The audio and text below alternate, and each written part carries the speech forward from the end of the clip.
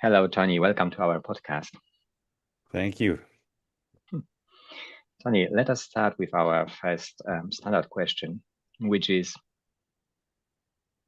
if somebody has tuned in, why should our listeners stay and listen to the end of the podcast?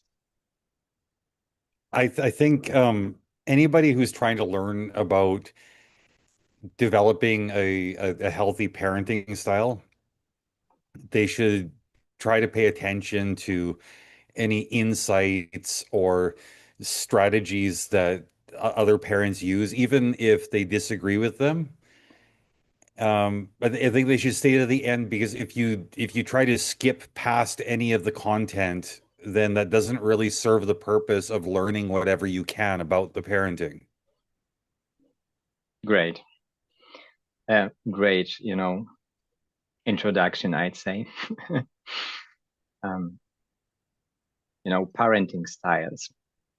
It's a lot to think or to talk about because everyone tries to do it in the right way, and this right way can be different for everyone. But let us start at the beginning. Tony, who are you? Where are you from? What are you doing?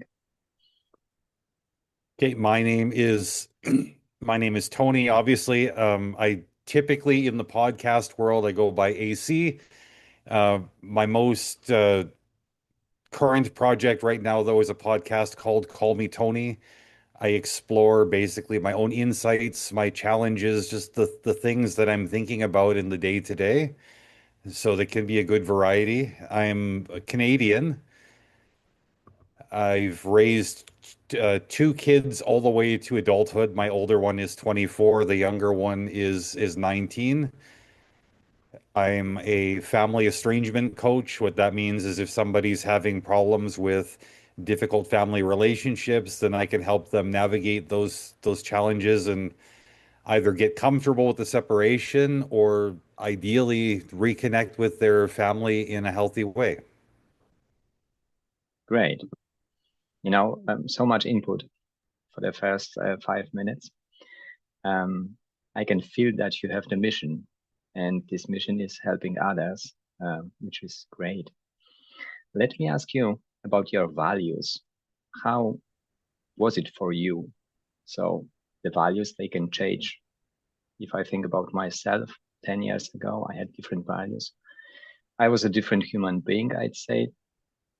How was it in your case? How did you live out your values in your life? Well, I mean, I I would say that I try to say what I actually think, even when it's uncomfortable for me or uncomfortable for the people who are listening. Um, I try to be consistent between my beliefs and my actions and my words. Mhm. Beliefs, actions, and words. We see sometimes the actions. Sometimes our words are hurting and we do not see them. We do not hear them. And for my part, it's my wife who is sometimes, telling me that I did or I said something that was unpolite or maybe hurting other people. I do not want to hurt anyone, and still sometimes it's happening. So Having for a me, wife is good in this sense because they remind us when we're not doing what we think we're doing. yes, yes, sometimes we are just doing, and we thought it was something others we were doing. I know what you mean. I know these kind of situations. And I suppose having a wife, having a partner, long-term partner is something that maybe as a society we undervaluate. I see in myself it's much easier as we are a couple and we trust each other and we can rely on each other. So I don't have to think about everything, just have to think about my part, which is not 100%. No, and when you How live is with it? a woman too, I mean, it can be good because even if you're not spending enough time thinking about your part, they offer reminders where you need to think about your part sometimes. Definitely. And it's sometimes, for me, I know for myself, most of the time I think about one particular issue, and my wife is, thinking about all the particular issues regarding specific day or a specific, in our case, child or a situation, which is Right. kind of fun to have these different perspectives on the relationship. So, Tony, we discussed last time that we have some kind of beliefs that we inherited from our parents. Right. What would you say about your beliefs? About what I inherited or what do I currently believe? Yeah, that's gonna be the same question, if we explore it, what you believed once because you inherited this belief, and now you are much older and wiser. What do you believe right now? Um, what I believe is constantly growing and evolving, which in itself is a large departure from the way I used to believe, because Mm, I was raised in a very religious environment. My parents were Christians, and I was taught that things they must be a certain way, and mm, that values are consistent, the rules are consistent, the rewards, consequences, all these things are consistent, and that it doesn't matter what is the situation, right is right, wrong is wrong. mm, That's it. But now that I'm older and hopefully wiser, as you suggested, I I think that my approach is much more fluid. I'm not so rigid anymore. I think that different situations will determine different instances of right or wrong. I think that we need to be ready to adapt to making difficult decisions sometimes. Um, like taking this into the context of parenting, there was one time my kid came to me, he said, "Dad, I don't know what to do." mm, And I couldn't make the decision for him. I mean, I drew from my own wisdom and experience. I said, "Son, you're going to learn in life that every decision isn't a decision between good and bad or right or wrong. Sometimes you have two bad options in front of you, and you need to decide which of the bad options you can live with most comfortably." And I think yeah, that is at the heart of how I approach life in general. Life can be very, very difficult. And mm, it would be easy if everything was black or white or light or dark or off on, right, wrong. But in reality, it's just different degrees of challenging. mm. I totally understand what you mean. From my experience, also, the one decision today is great one.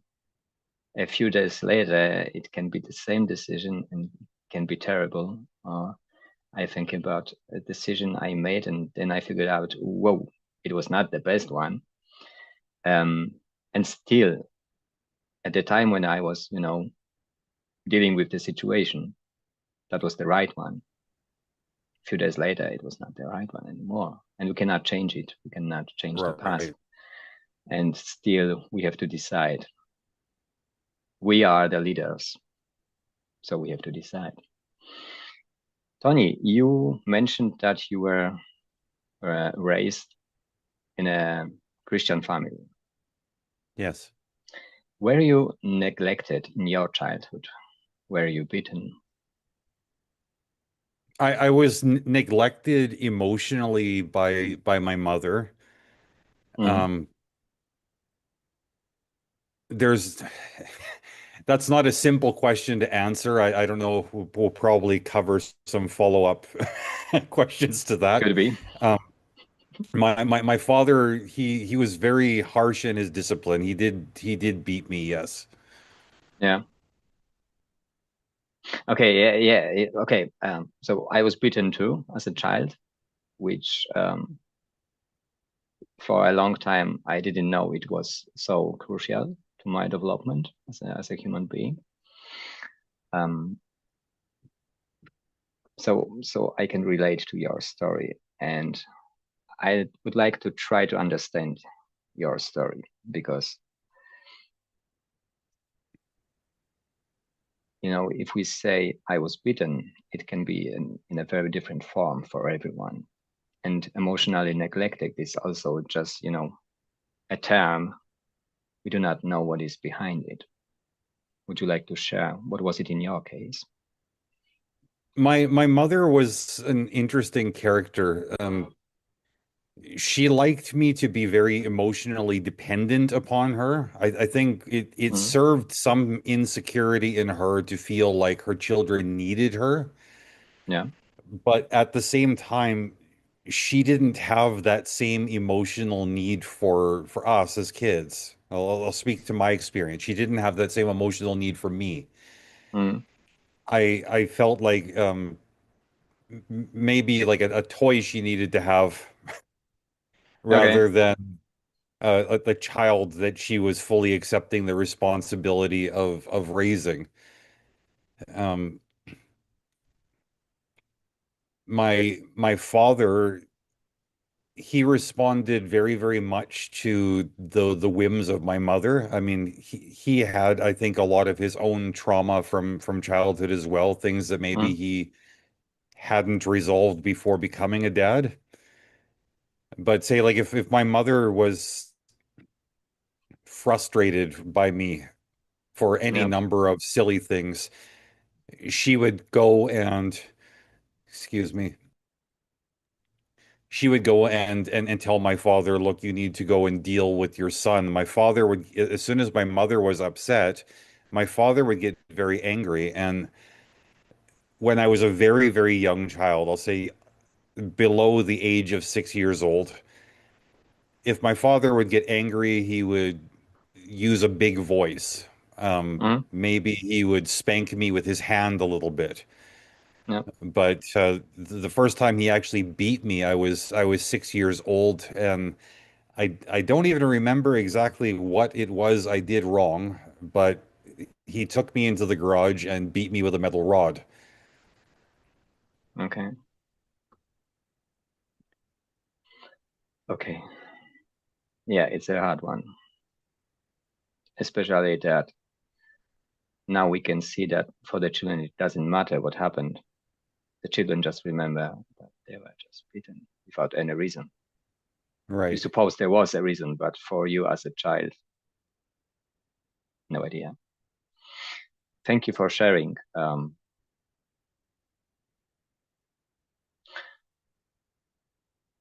would you say, Christianity and this, you know, spanking your own children? Do you say that it's everything fine, that it's okay because the Christians believe that the children have to be beaten? Or This is an interesting thing about, I can't speak for all religions because I'm not mm, familiar with all, but an interesting thing about Christianity is that every Christian has a different idea of what the Bible is saying. They'll have a different idea of what being a good Christian is. mm, My parents, when they would read the Bible, they would read things in a very literal sense. So if the Bible said that you should beat your child with a rod, then that was specifically what they would choose. Because the mm, Bible didn't say spank your child with a hand or, use a slipper maybe. It said to use a rod. mm, And that was why the rod was my parents' weapon of choice. So they didn't see it as abuse. They saw it as the act of a loving parent prescribed by the Bible in accordance with their Christian beliefs. And they thought that taking this sort of action against children would ensure that the children would grow up and be good people and one day beat their kids, and everybody would end up in heaven one day for these kinds of actions. mm. I think, one separated topic is a belief, whatever belief we just, think about. And the other part of this whole concept is our past. And you called it traumatic events in our lives. And for most of the fathers there, they do not know that they have some kind of past that was unhealthy, and they just know what they want to be and what kind of parents they want to be. And it's quite difficult for most of us to distinguish between that's my belief, that's I want to be as a parent, that's what I want to do, and that's my past or my nervous system causing me to do different things. Because I know from my experience, there was, my belief, my identity, and there was my past, my nervous system. And sometimes this side, my nervous system, took over and I was losing control, which was a very dark place for me. Right. What would you say? Was it possible for you to distinguish? You are a father. Was it possible for you to distinguish between your identity, your beliefs, and your past? That was something I struggled with when I first became a parent, because at that time I was still a Christian, and at that time also I hadn't realized that how badly abused I had been as a child. So I thought, now that I'm a dad, now I need to become more like my father. I mean, he was a hard man in some ways, Yeah, but in other ways he was my father. I loved him, I had yeah. respect for him, and I thought I turned out good. So his tactics, these are successful tactics. Okay, kind of very, very simple belief, probably from your childhood, It's difficult to say, oh, my parents did something wrong. That's my Yeah, experience, I learned this much later when I started realizing that, hey, the way I'm trying to parent my child is not compatible with my wife's view of how to parent the child, Yeah. because she had a different upbringing. Mm, Like we were talking about earlier, our wives, they do a good job of challenging us, of maybe questioning, encouraging, supporting in ways that maybe we don't even want sometimes. yeah, But when she said, you don't need to be like this, it's not good to be loud. You don't need to, it's not like I was beating my kids, but I thought, maybe that would really help. yeah, yeah, But I and realized that after I started getting a little bit of therapy, that my parents, they weren't good parents. I mean, they didn't do everything wrong, but they did a lot of things wrong. yeah, And they put me on a path that wasn't a path that was leading me to being a successful or loving or kind parent. yeah, So it took a lot of effort to find that balance between who I wanted to be and my past. Because like you say, your nervous system, it's pulling you in one direction. But your goal to be a loving father, that's taking you very often in a very different direction. yeah. And as a man, I don't think that we are taught to navigate this sort of internal conflict very well. We're taught we should be sure of ourselves, we should be strong. Um, so if there's any struggle inside, we hide it. Yeah, And I think that just adds more to the frustration. I can see your I'd say, face. You know what I'm talking yeah, about. yeah. It's kind of difficult because I was never taught to, explain my emotions. For example, I was not allowed to, feel my emotions, to express my emotions. And for that reason, it was very difficult for me to express my thoughts. And if there is an inner conflict, I need to know what it is about. I need to have words to describe it. And sometimes it's just coming from my emotions, which was very difficult for me to define my emotions, to name them. Um, what was it? How was it in your case? Were you allowed to feel your emotions, express your emotions? Again, this isn't a simple question to answer because both of my parents expected me to express what was going on with me. They wanted Yeah, me to talk about my emotions, yeah, but they didn't really let validated me it. feel or experience my emotions. It was more like I was supposed to give a detailed presentation of what my feelings were Yeah. without showing any emotion at all while I was describing this. It made a very difficult experience as a child because Okay. sometimes, Yeah. you're Yeah. just feeling you're hurt, you're sad. You don't want to tell somebody I'm feeling sad because something terrible happened and I'm struggling to process. What you Yeah. want is to come home and cry and say, "Mommy, I had a bad day." Yeah. You want to have a hug or something. Exactly. Yeah. Yeah. Which I was not taught to hug my children for some or for no reason. I just I knew it's kind of natural and necessary, but in my nervous system it was not there. I have to Right. learn it from my wife, and she was hugging the children a lot, and it started with breastfeeding for my wife. It was very natural way, and then I kind of learned it. I'd say in a hard way because it's not so easy to learn these things, when you have your first child. No, it's really And not.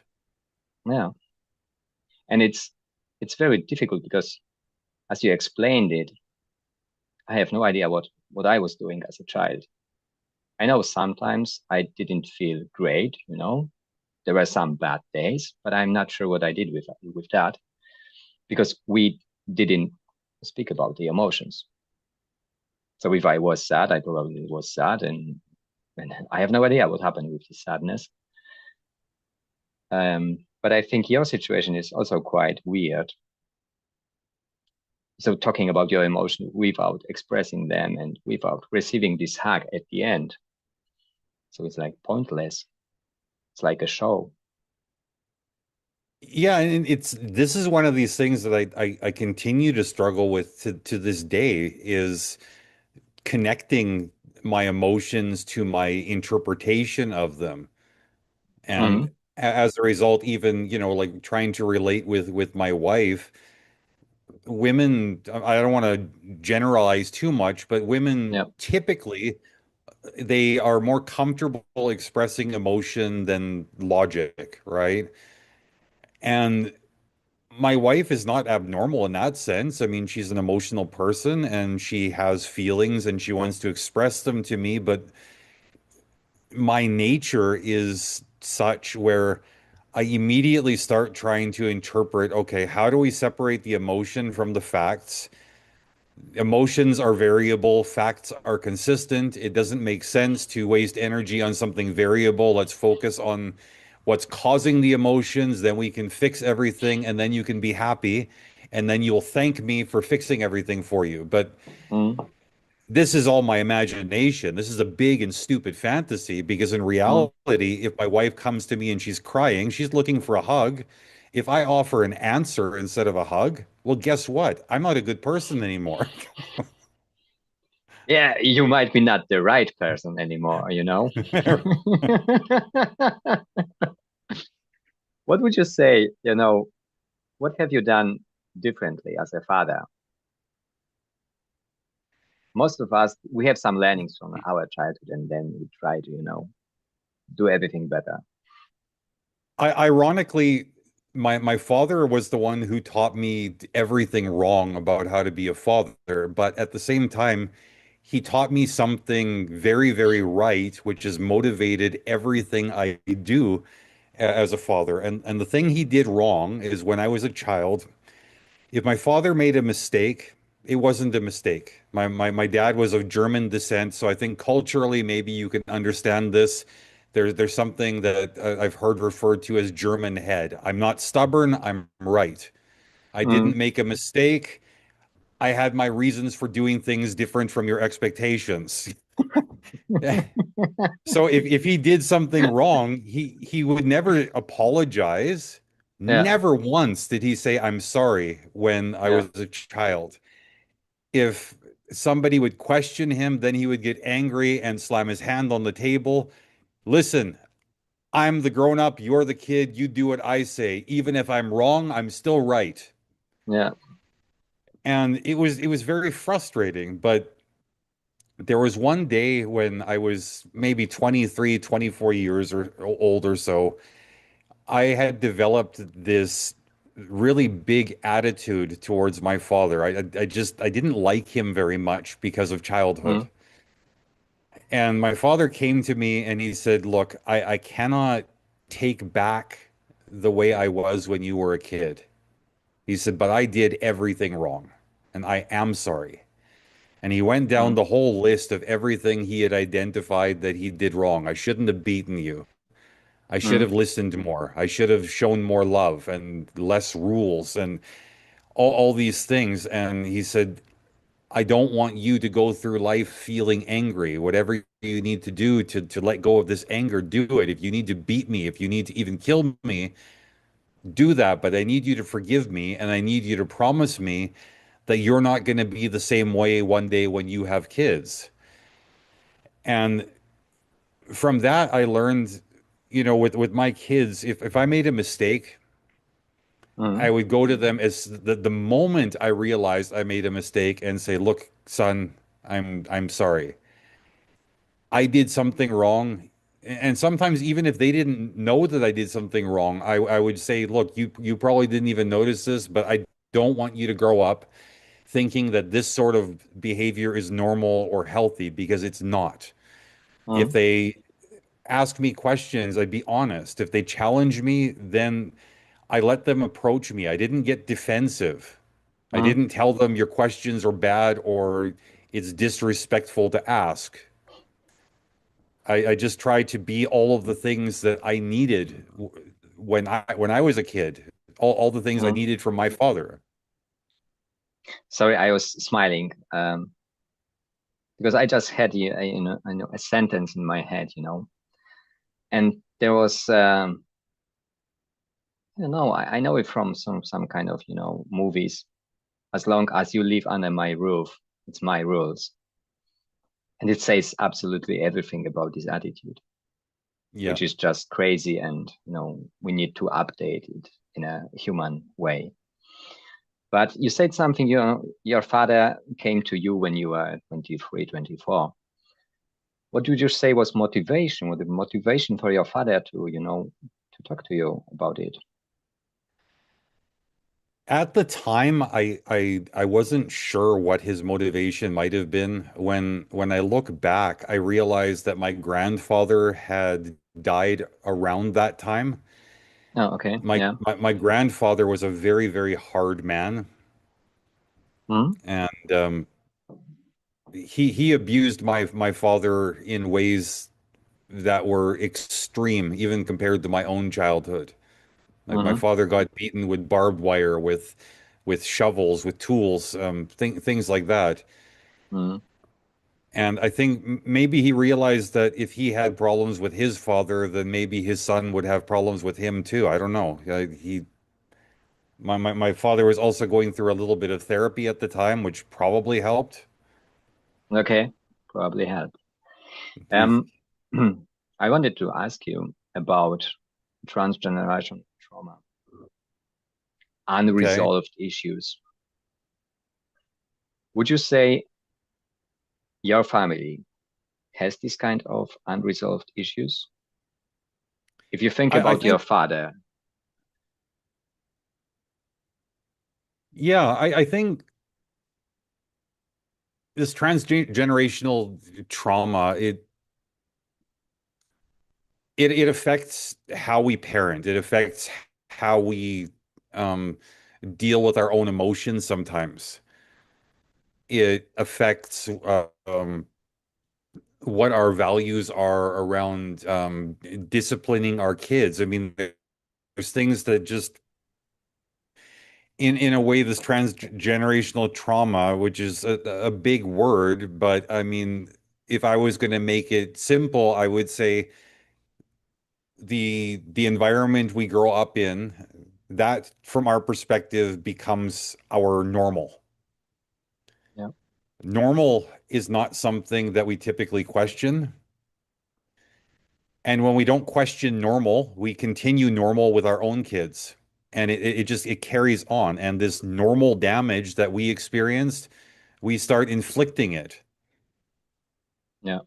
And I think in cases like for me and from what I understand also with you, we've noticed that the normal that we grew up in is not healthy or functional, and we've made the conscious decision to do something better for our kids.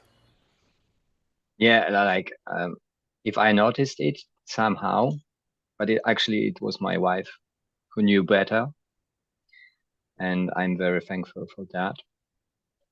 And still, you explain it in a very simple way. I live in Germany, so for me, if I think about, the generation of my parents, my grandparents, we had a war here. That means that every family was somehow disturbed in one or another way. Maybe at that time your parents died in a war, or maybe just one parent was there for you.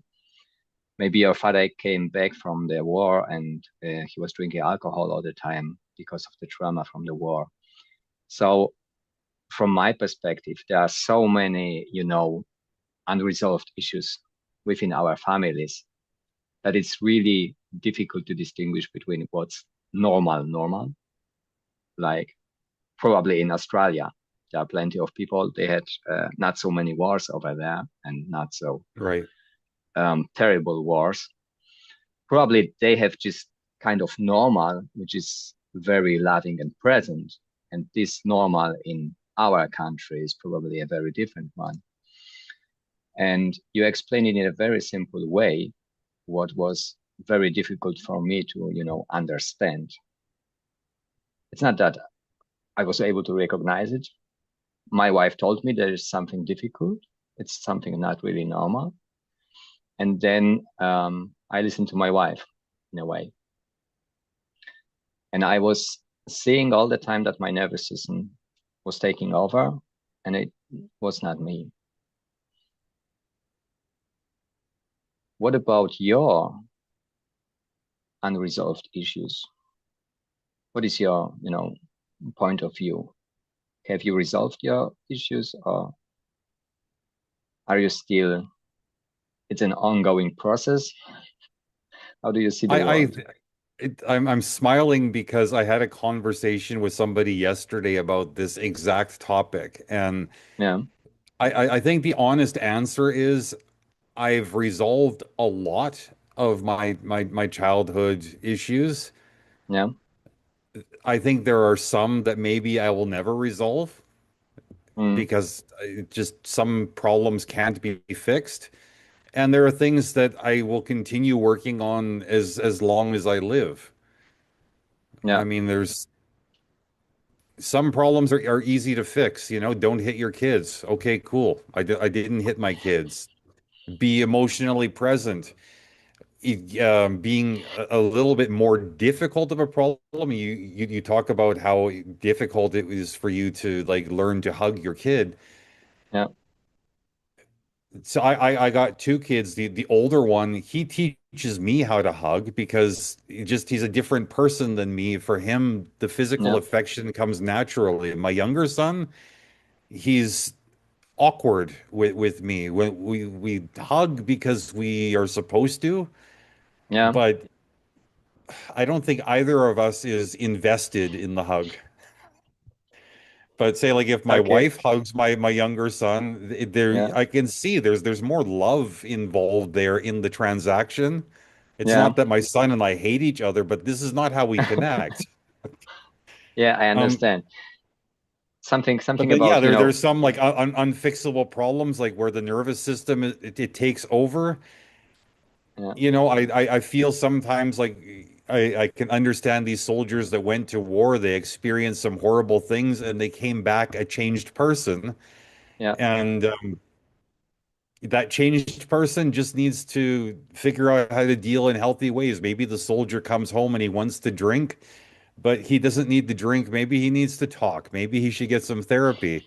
It's still going Yeah, to be difficult, but there's a productive way to deal with the difficult. And I think if I yeah, understand you, you and I are sort of in the same position there, working on yeah, it.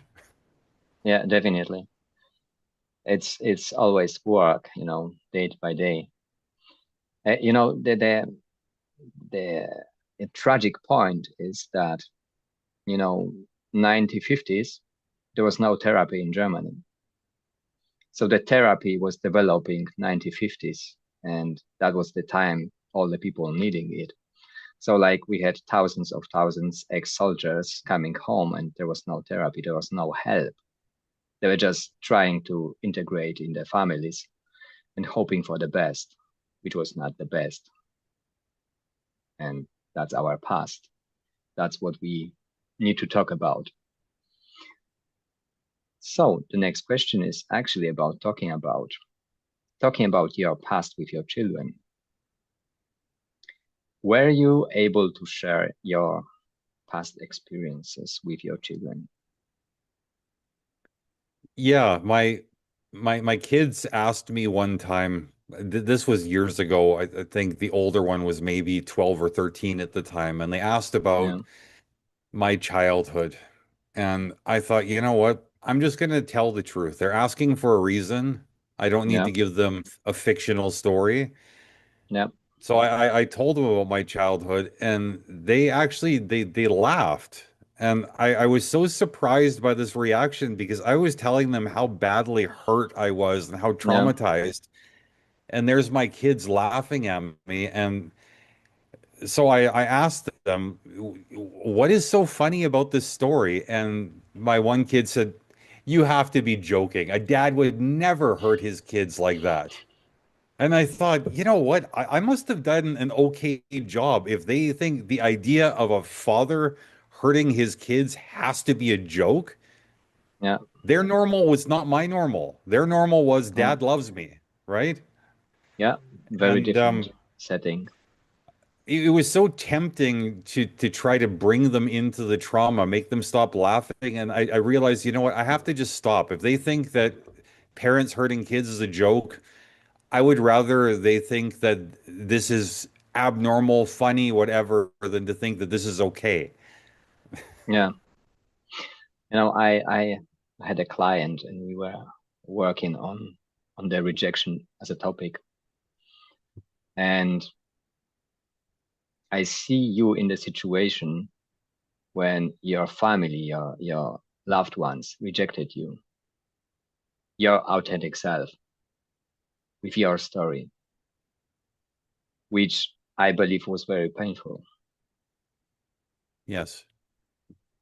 You still try to do the best for your children, but still you have to, for a moment forget about yourself, which is also a painful because, as I said, we actually want to talk. We actually want to express our emotions, and then people laughing at you. It happens so often at school that small children just are just laughing.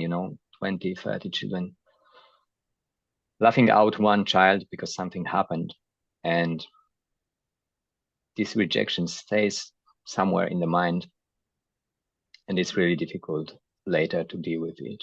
So I'm really sorry for your rejection that day.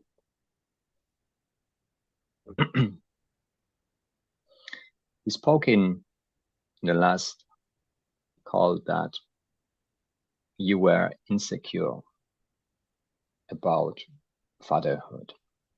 How was the influence on your relationship?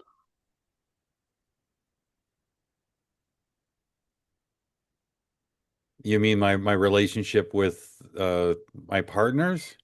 Exactly, with your partners. Well, I think the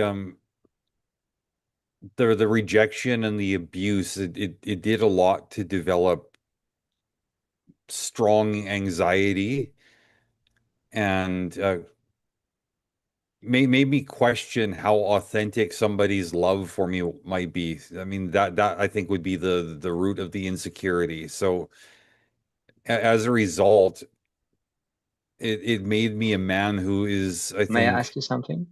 yes. I'm trying to understand. You didn't feel loved the way you were as a human being, your authentic self?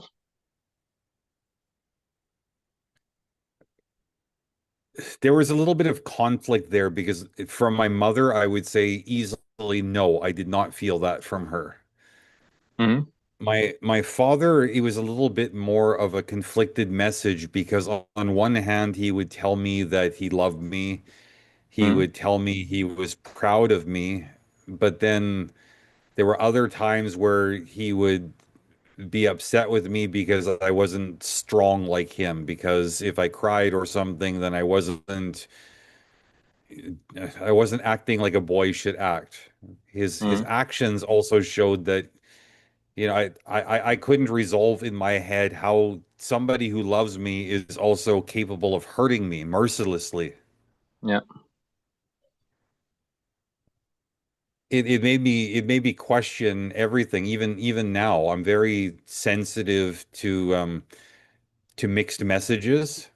I'm very Yeah. sensitive to rejection, and my wife would probably be the first one to tell you how frustrating and overwhelming it can be with me sometimes trying to make sure that I feel reassured and secure. Um, Sometimes even like for a simple example, like if she tells me she loves me, there's times where I can easily say I love you too. Mm-hmm. There's times where I can joke and say, well, no, I love you more. Mm-hmm. But there's other times she says I love you and I say why? Mm-hmm. Because I need to hear like what her reasons are before I can believe her when she says I love you. Yeah. It's interesting, very interesting. So from my point of view, I would always say I love you to my wife. And still, I have some moments that I do not want my wife to touch me. Or there are some moments I would like to be in a different room. And consciously, I still know I love my wife. And yeah, we think it's coming somehow from my childhood. Um, and we are still working on that one. Tony, Well, you that's told a me that, hard one because I mean this goes back to what you were talking about how your nervous system is in conflict with your goals, and I think this is one of those things where I have a similar struggle because um there are times where I understand you want your wife there, you want her to love you, but yeah. at the same time, you want to be in the different room for a little bit. But, when I go to the other room, then I think that maybe I'm doing something wrong. And I have this internal dialogue and I'm thinking, okay, when you become a husband and a father, you no longer have the luxury of indulging yourself in ways like this. You have an Mm-hmm. obligation to take care of the people around you. And I've learned in therapy that part of taking care of other people is taking care of myself, but still, my head understands that I need to take these moments maybe in another room or go for a walk or something. Mm-hmm. But then there's that part of me that's in conflict that says, no, if you do this, you're being selfish. What about everybody who needs you? Mm-hmm. Yeah. I think some people call it internal critica. Yeah. And it's very strong in some people. You told me you told me that you had your child for a wrong reason because you had a huge fear of abandonment. Yeah. So why didn't you deal with that fear, you know, instead of having a child? It's kind of difficult Uh, question, you know, very yeah, no, complex it one. is. I've spent some time thinking about that over the years, and I realized that at that time in my life, I Yeah. hadn't been to therapy yet, and Mm. I was still a religious person, so um, it didn't occur to me that I needed to do things like take action to fix myself. I was taught that to solve problems, you either as a man you know how to do it and you just fix Hmm. it, or if it's too big for you and somehow magically you don't have the answer, Yeah. then you need to pray and ask God to fix it for you. Oh, okay. And It was a I shortcut. didn't know how to, yeah, God wasn't answering my prayers and I didn't know how to fix it. Okay. And I So we are looked not around, I laughing. thought all these other, We are not laughing about the religion. Just to clarify no, that one, we are just laughing about our past and beliefs. exactly. Yeah. Yeah. So I looked around and I saw all these other people. They had kids. And it's kind of like when you see somebody who has like I don't want to compare dogs and children, but it's Yeah. the emotional payoff is similar. If you see somebody with a dog, the dog loves them, unconditional. The Yeah. dog is always there. When they come home at the end of the day, the dog is waiting by the door. Just like if you have a kid, there's somebody who needs you. They rely on you. They look at you like you're Superman or something. They Yeah. come to you with their problems, and when they look at you, especially the young kids, when they get older, it changes a little bit. But little kids, they Yeah. look at dad and they just can't believe how awesome you are. They'll tell their friends, "My dad's better than your dad." And it's good for your ego to be needed in this way and to be appreciated. And Yeah. I wanted that. And in retrospect, that was a terrible reason to have a child, Hmm. but it was my reason, and I own Yeah. that now. I can't Okay. I can't change it, right? You just wanted to be appreciated. Appreciated and appreciated by somebody who was never going to leave me is what I thought. Ah, okay. So, okay. And and, Now I and at the same understand. time, like there's the bonus if you have a child with a woman, is what my thinking was at the time, then the woman also has to stay. So now you've got, instead of just one person who loves you and needs you, then there's Yeah. like two people. Maybe the one doesn't love you all the time, but she's not going anywhere, so she'll make the best of it. But you're never Yeah. going to be alone. But that was motivated by your upbringing or your religion, that the wife is gonna stay forever with you. I think so, yes. I didn't actually think too much on that specific question. That's something Yeah. I'm gonna spend some time with. Okay. I know also a different belief, which is there are some people, some women, particular women, believing that if they have three children with a particular person, with a man, so the man is gonna stay forever with them because of the children, which Right. is also a very difficult belief, very dangerous belief, because having three children just because of the man, may, maybe because of the love, or whatever the reason is, it's very dangerous and difficult because one day maybe the man is not there anymore, and the children they just need, a stable relationship. So this way of thinking is very dangerous from my perspective.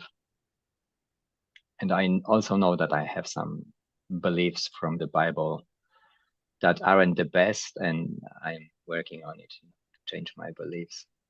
And one of the beliefs would be, for example, that money is good. Money is energy. If you give money to good people, they will create good things. And it took ages for me, to understand it, that my beliefs aren't, my beliefs, Right. There was the beliefs from my parents, my teachers, maybe some people I met on my way, but not really mine. I had to create my beliefs with in my 40s. Yeah, which is kind of,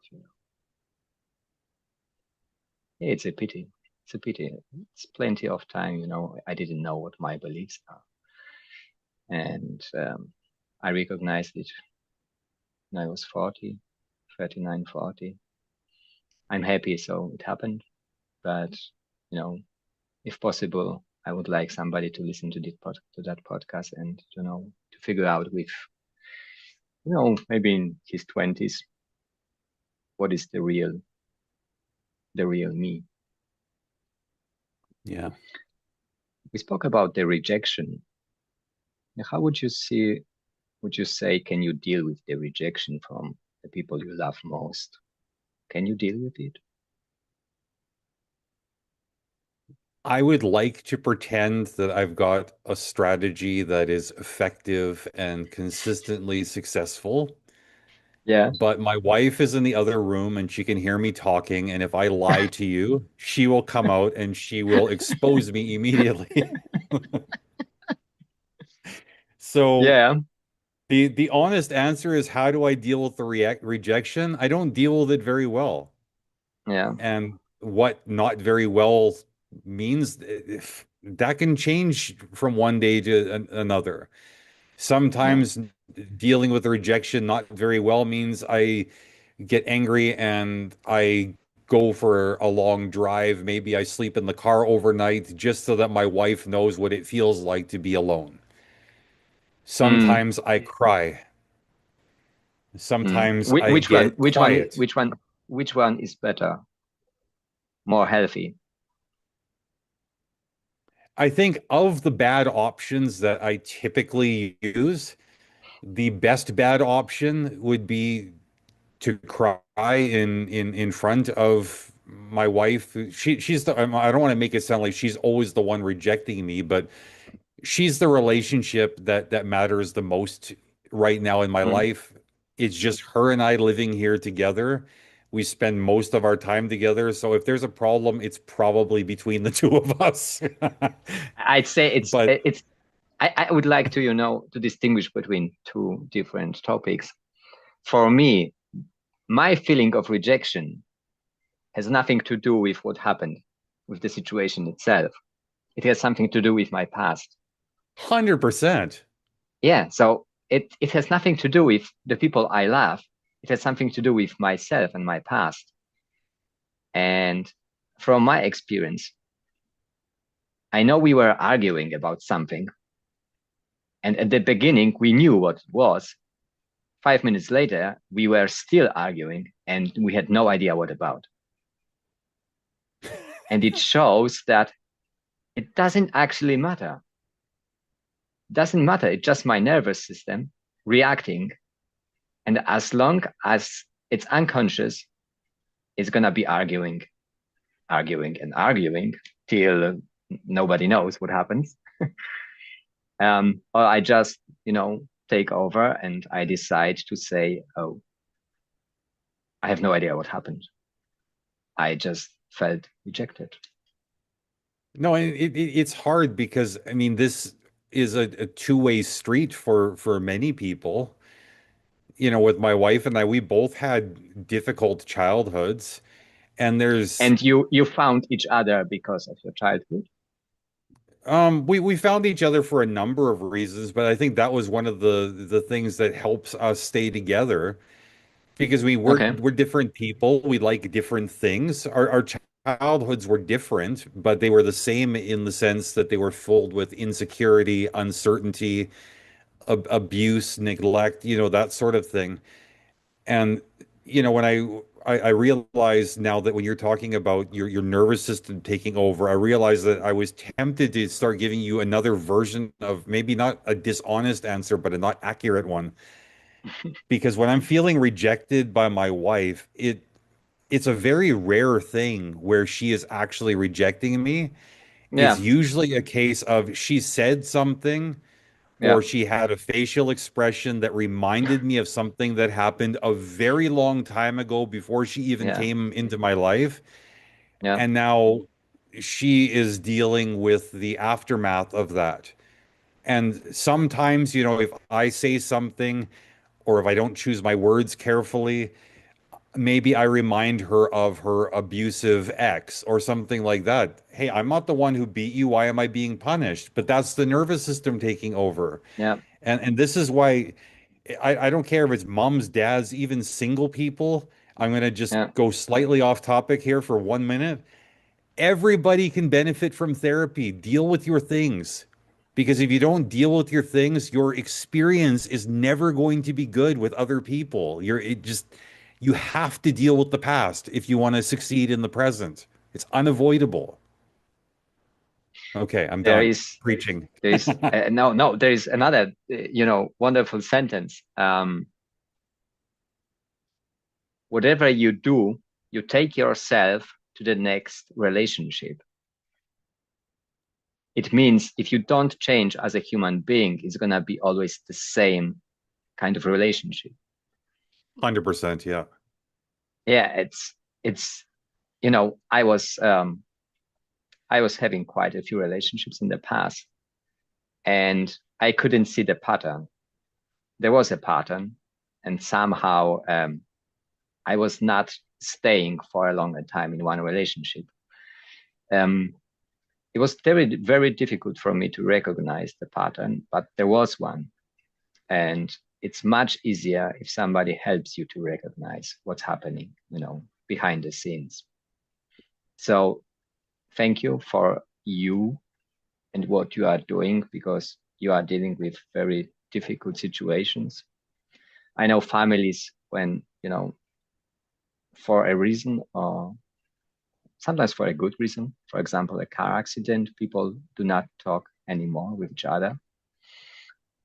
And there is, for example, a huge feeling of guilt, being guilty of a car accident and hurting somebody in this car accident. So we, as a human being, we have plenty of difficult experiences, and it's very good if you have some kind of possibility to call somebody and just, share our feelings or emotions or beliefs, or just explain the situation, because sometimes I am not able to think about, the whole picture.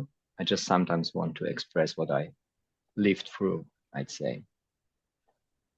So thank you for that one. Coming back to our topic, you told me that the birth of a child